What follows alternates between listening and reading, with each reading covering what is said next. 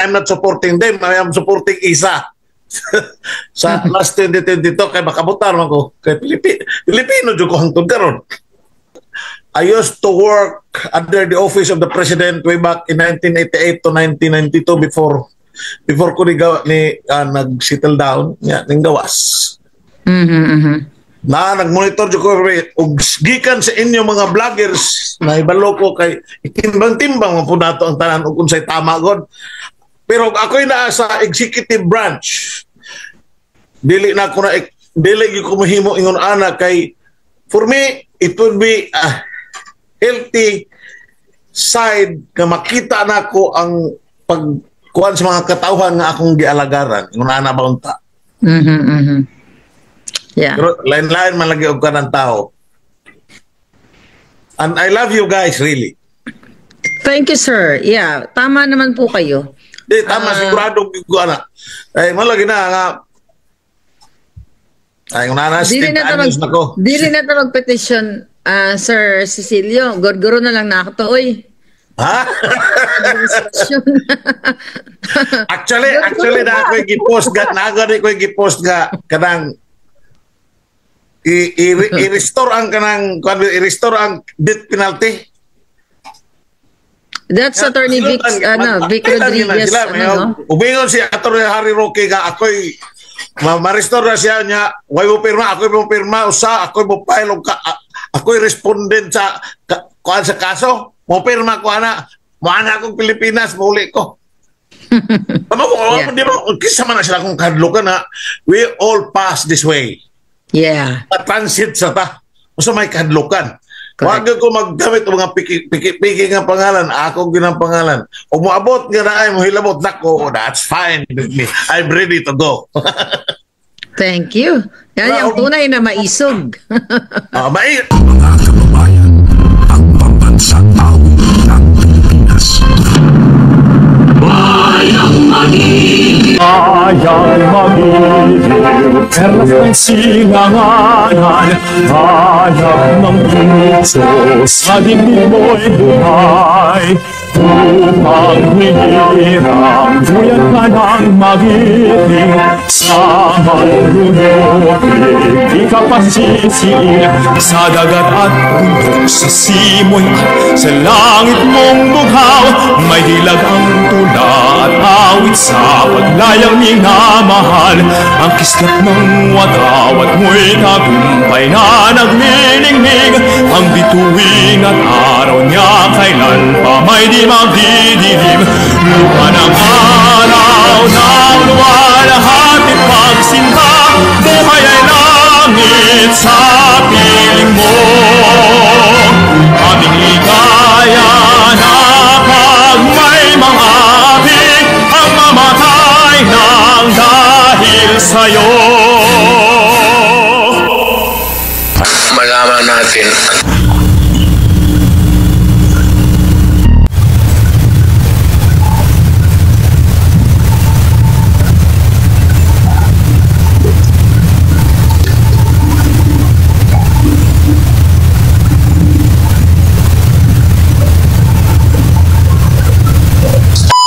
BI.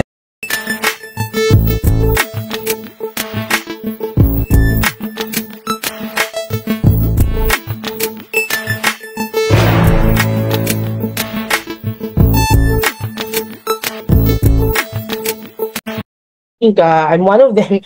Pero ang akin lang po is that kung mapatawag man sila at may mangyari man sa kanila, how are you sure that merong other Filipinos na 40 or 100 or buong Pilipinas hindi magsasalita at maging vloggers? 'Di ba? Hindi tayo kakasya lahat sa isang lugar. So yun lang po lamang po. So andito ang mga abogado natin, andito yung mga lawyers natin. Napaka-free nung ating free market of ideas and are dito sa pagdating po sa talakayan. Nagkaroon po ng Facebook nagkaroon ng social media, nagkaroon ng Meta, nagkaroon ng TikTok para ang mga tao makapagsalita. Sa atin ba dapat ang tanong ko is, sa atin ba dapat isisiyon na nagkaroon tayo ng platform, or hindi ba dapat kinukol din natin ang attention ng mga platforms or sila mismo 'di ba, ang magpulis. Dahil sila naman ang gumagawa nun. Yun lamang po. Salamat po. Maraming salamat, Pebs, sa iyong paunang pagsasalita. At maraming salamat sa iyo. Tama nga ikaw. Kung lahat naman ng Pilipino ata at mga tao sa buong mundo may may Facebook na, may TikTok. Lahat na ata ng platforms ginagamit. So parang napaka-sweeping ng ganitong pag-invitation nila. Alam naman natin yung Quadcom. Well, anyway, alam nyo, ang maganda dito sa internet, ito talaga yung katuparan ng tinatawag nating information superhighway, marketplace of ideas. Alam mo, sa desisyon ng mga hukuma, ng sinasabi nila, ng tunay na basehan ng katotohanan ay kapangyarihan ng isang ideya na matanggap sa malang merkado ng mga ideas. No? So kapag sinupil itong internet, talagang sayang yung tinatawag nga nating superhighway of information. Mother Dragon, alam ko kung ikaw ay naririto, ikaw ang unang-unang ipapatawag. Anong mensahe mo dyan sa unang-una sa WAD Committee at anong mensahe mo sa mga kapwa vloggers natin? Well, para sa WAD Committee, mga jotang nila. So, pero siguro baka na-persilapid na rin ako. Pero yun yung nakikita natin. Kasi unang-una talagang gusto tayong gurgurin. So ngayon, since 2022 nga po ako ay nagsasalita na patungkol dito. I think okay pa rin yung sound ko, no? So kung nandiyan ako spoke sa Pilipinas, baka 7 feet below the ground na ako. Kasi ito naman talaga yung, it's sad to say. Dahil unang sinampulan dyan si Percy Lapid. Kung nandiyan ako sa Pilipinas, wala tayo ngayon dito.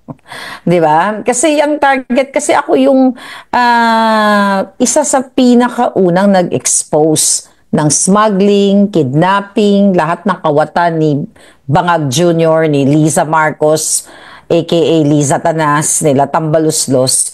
So, hindi ako bubuhayin ng mga yan. So, ang message ko sa mga nandito ngayon, like mga vloggers, wag po kayong matakot at talagang ito lamang ay parang pagsubok nga na lalo tayong patibayin at makita ng taong bayan kung gaano tayo ginigipit ng bangag na administrasyon na ito sa pakikipagsabuatan ng Huwad Committee, ng Traidor Committee, kung ano man ang tawag sa kanila, sila ang tunay na mafia, traidor, taksil sa atin sa bayan. Tsaka kung mapapansin mo, nabasa ko rin yun, no, yung article sa Inquirer, Professor Ana. Ako rin. Yung mga pinatawag doon, halos lahat, sabi ko nga, 99.9% ay kritiko ni Bangag Jr. And also, PRRD supporters. So, kitang-kita mo na ang target is tayo. Actually, yes, go ahead, Princess Maui. Princess Maui, sandali ha. I-unmute kita. Tapos, open mo yung back with my life back then. I don't have any problem. You know, any average Filipino prefers or wants a good governance. Lahat naman tayo nangangarap ng good governance. Kung bakit naman kasi these people who are in government right now, pwede ba? Alam naman natin na nangungurap kayo. Huwag nyo namang ubusin. Mag-iwan naman kayo for the little ones like us. You know what I mean? Harap-harap pangkukurap to the point na yung ginawa lang nila. Ito nakakatawa. Kasi before going into this live, I was trying to Google and I said, you know what? It's funny because they copied the Maharlike Fund sa Norway with the Norway Fund. Sabi ko, I was wondering what they are doing with the fake news over. Kung may opinion ako, I use my own name. Hindi ko ugali gumawa ng alias. And even before pa, yung critics pa ako nila Pinoy, and other personalities, I never use any alias. May mga gumawa lang they tag me as political witch boy. And syempre, di ako makalaban that time because inuusig ako ng social media. So I just kept quiet. And maybe they presume until now, I am political witch boy. At saka hindi ko personality. I use my own name, my full name, to criticize the government. And wala akong ginagamit na ibang name. Pero I'm surprised na nalagay yung pangalan ko. Pero flattered. Na-flattered kasi kasama ko sa 40 na vloggers na matatapang. Though hindi man ako vlogger talaga. Actually, sa 40 parang ako lang yata hindi vlogger talaga eh. Kasama ko sa 40 na vloggers na matatapang. Though hindi man ako vlogger talaga. Actually, sa 40 parang ako lang yata hindi vlogger talaga eh. Kasama ko sa 40 Sis, nag-echo sa'yo, sis. Okay.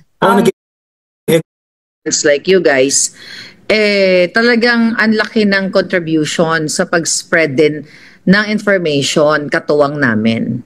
So, ito yon. So, ikaw ba ngayon, Miss Joy, naiisip mo pa bang mag-retire sa Pilipinas with what's going on?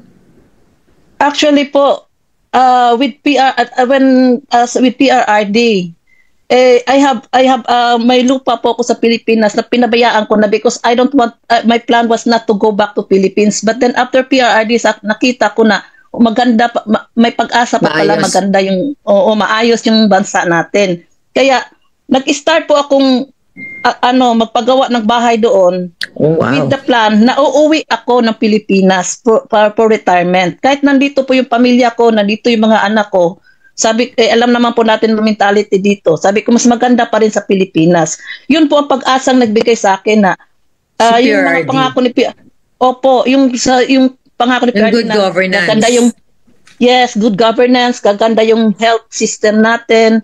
Kasi yun ang, kapag may edad na po tayo, ang main concern po natin yung health natin eh. Dito, alaga tayo ng I'm not supporting them, I am supporting isa. Sa last 2022 kay makabutar man ko kay Pilipino jud ko hangtod karon. Salamat ko sa inyong panahon paggihatag sa ako Og naa pa may mga laing pero gusto ko pirma lagi petisyon. Ug mahimo depende na sa duha ka abogado. Well, it's good to know po. Abogado.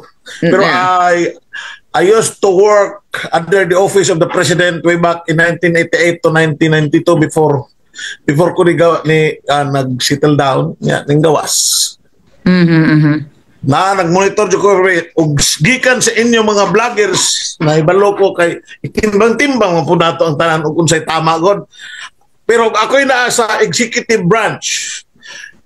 Dili ko mahimo ingon ana kay for me it would be healthy side na makita na ko ang pagkuhan sa mga katauhan nga akong gialagaran. Yung na ba unta? Yeah. Pero lain-lain man lagi og kanang tao. And I love you guys, really. Thank you, sir. Yeah, tama naman po kayo. Tama, sigurado ko ana. Ay, malagi na nga. Ay, Dili na ta mag-petition, Sir Cecilio. Gurguro na lang na ako to, oy. Ha? actually na ako i-post nga kanang i-restore ang death penalty. That's Attorney Vic Rodriguez. Ubingon si Attorney Harry Roque nga ako'y ma-restore na siya niya. Huwag mo pirma, ako'y mo pirma. Ako'y mo file, ako'y respondent sa kuhan sa kaso. Mo pirma ko ana. Maana akong Pilipinas, muli ko. Di ba, kisa man na sila kung kadlukan na we all pass this way. Yeah. Transit sa ta. So may kadlukan. Huwag ko magdamit ng mga piki nga pangalan. Ako ginang pangalan. O moabot nga na ay mohilabot na ko. That's fine with me. I'm ready to go. Thank you. Yan yung tunay na maisog. Actually, pagbalik na ako diri last October, kay I was there for 2 years. Akong pamilya, giko naman ko nga I arrived here last October 4. After 2 days, na-stroke ko. I stayed in the hospital for a month. Unya, gi-start na ko organize ang Maisog Montreal, Quebec, Canada.